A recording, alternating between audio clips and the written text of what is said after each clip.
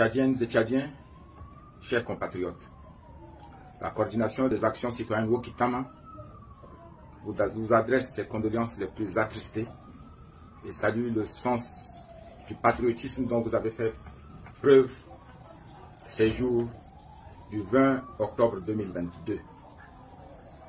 Au jour du malheur, de la décadence de la République, vous avez su être grand.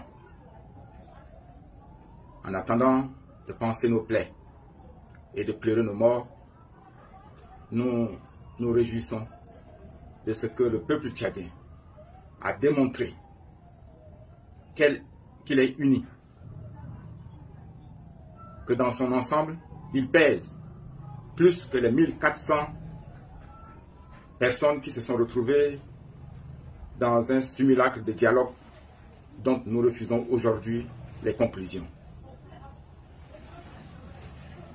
Soyez rassurés de ce que ces instants que nous avons vécus entrent dans notre histoire en lettres d'or, et c'est dans le sens de l'élévation de toutes ces personnes qui se sont tenues debout et dans le sens de l'élévation de celles qui ont été fauchées par la soldatex qui tient lieu d'armée nationale dans ce pays. À ce titre,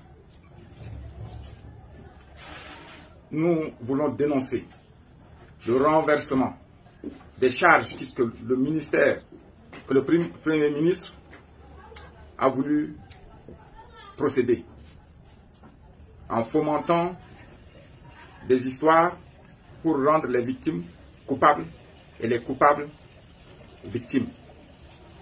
Qu'on nous dise quels sont ces éléments qui ont tiré avec des armes létales sur nos populations. Et dans ce contexte, est-ce que c'est les personnes qui ont été tuées qui doivent être condamnées ou celles qui ne demandaient que la liberté et la dignité de leur peuple? Nous sommes surpris que le Premier ministre, qui sort d'une école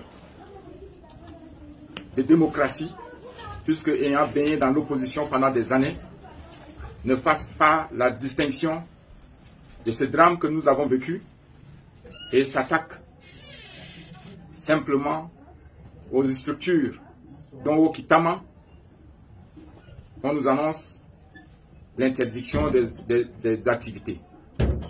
Disons-le très clair, Woki Tama n'est pas une personne physique. Woki Tama n'a pas de personnalité juridique. Woki Tama est un état d'esprit que le peuple a embrassé depuis bientôt 2 ans. Vous tuez les corps, eh bien l'esprit Woki Tama survivra à travers les âges dans nos cœurs, parce que cet esprit porte l'espérance d'un peuple qui ne réclame rien d'autre que la liberté et la dignité. S'en prendre à ses propres populations, sortir main nue et monter en épingle des histoires pour les rendre plutôt coupables des crimes dont ils sont eux-mêmes victimes, est inadmissible. Et il convient d'interpeller la communauté internationale. Nous notons avec beaucoup de satisfaction les réactions qui fusent. Mais le Tchad a besoin des actes forts. Condamner ce qui s'est passé est normal.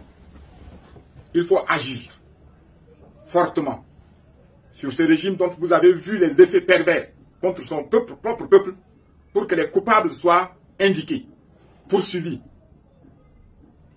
et remis entre les mains de la justice afin d'une justice équitable. Nous sommes les promoteurs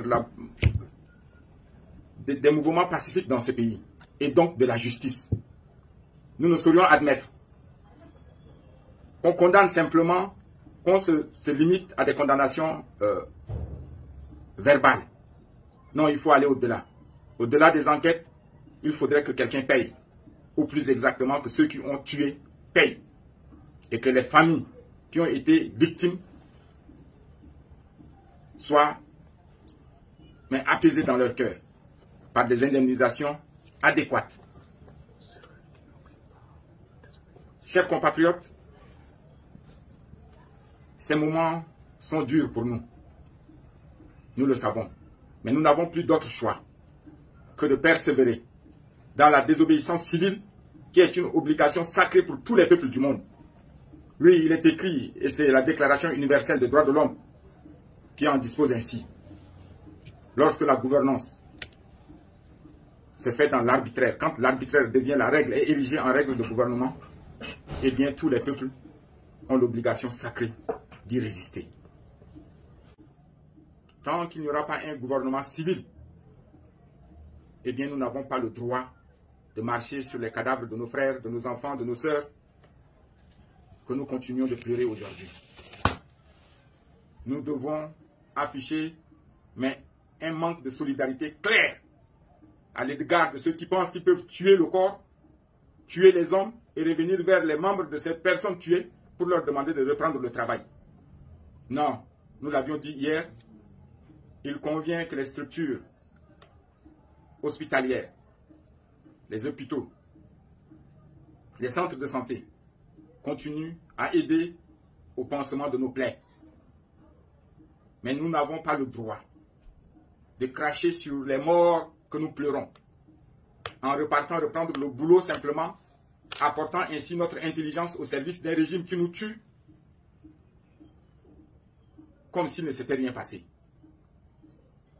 La date du 20 octobre reste gravée dans nos cœurs et nous commande, pour une fois, au moins une fois dans notre vie, d'être conséquents avec nous-mêmes.